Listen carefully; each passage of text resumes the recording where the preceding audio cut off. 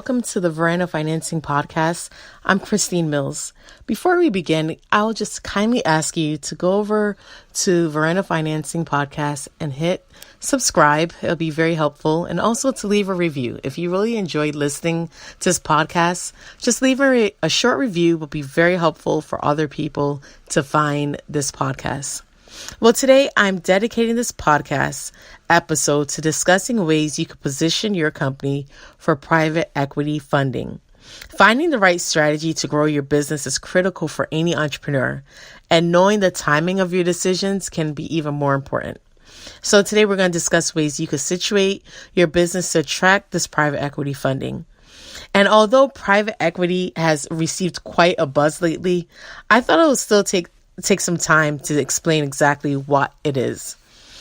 Private equity is when institutions or high net worth individuals purchase shares of your company to make it private, if it's a public company, publicly trading company, or just a private company, privately held company. Private equity has helped many companies grow very quickly than if they were to do it on their own. Oftentimes, when you see companies that are just popping up everywhere and you're like, wow, this company is just really getting big and, is increasing their market share, chances are they have private equity money behind them. I find it's always good to know how you will fund each stage of your business from the beginning so that it will provide you with a clear strategic path. Private equity usually takes place after you have invested your own money. It also takes place after you have raised your funds through family and friends.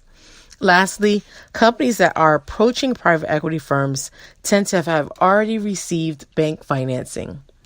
So you've already done your term loans, you've already done your lines of credit, you've already done working capital loans, you've probably already done equipment finance loans, leases. So private equity is probably the next step. But how do you know if you're really ready to approach a private equity firm? You have already used other forms of financing. You have already bootstrapped your business and gotten it to a certain level. You want your business to grow nationally or even internationally. You want a team of professionals to help you scale your business. You don't mind selling a part of your company to someone else who may have the expertise to make it obtain even more market share. Lastly, you may want to cash out of your company in a very big way. You may believe that a private equity company can increase the selling price, so you could do that later on.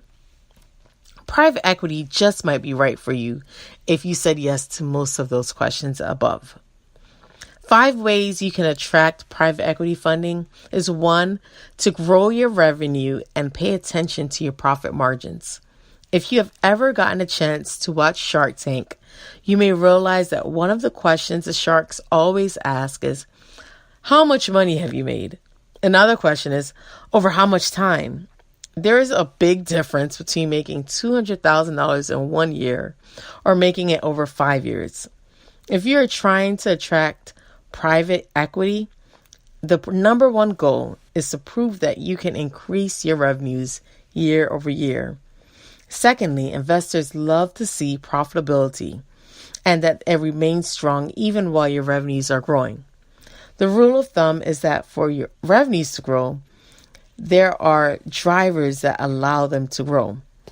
You may have to increase your marketing expense, or you may have to hire additional employees to help manage customer expectations. However, investors typically enjoy seeing strong profit margins. It says that you are running your company efficiently and you are paying attention to all of your costs.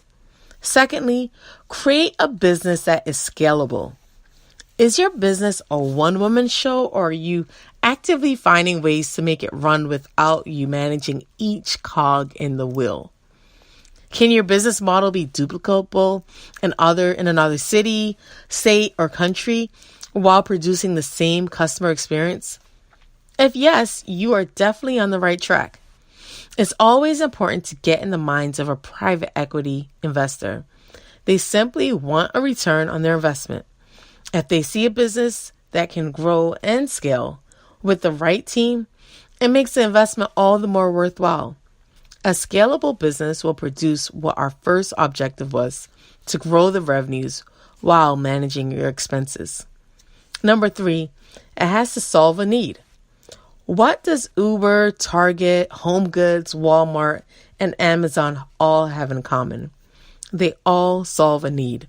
Uber allows you to receive car service from your phone wherever you are at an affordable price. Target allows you to shop for lower priced consumer goods in a happy, bright environment. HomeGoods helps you find one-of-a-kind items for your home at a reasonable price. And Walmart, helps you get low-cost goods in a convenient location. And Amazon provides online marketplace at your fingertips. What need is your business meeting? When customers hear about your business, do they say, I need that? Or are you met by a litany of questions? If so, go back to the drawing board and make the need you are solving clear and to the point. Private equity firms clamor for companies that are meeting a need and relaying their solution to their customers. An example of this is like GoPro, the camera that allows users to record them while engaging in activity, met a really big need.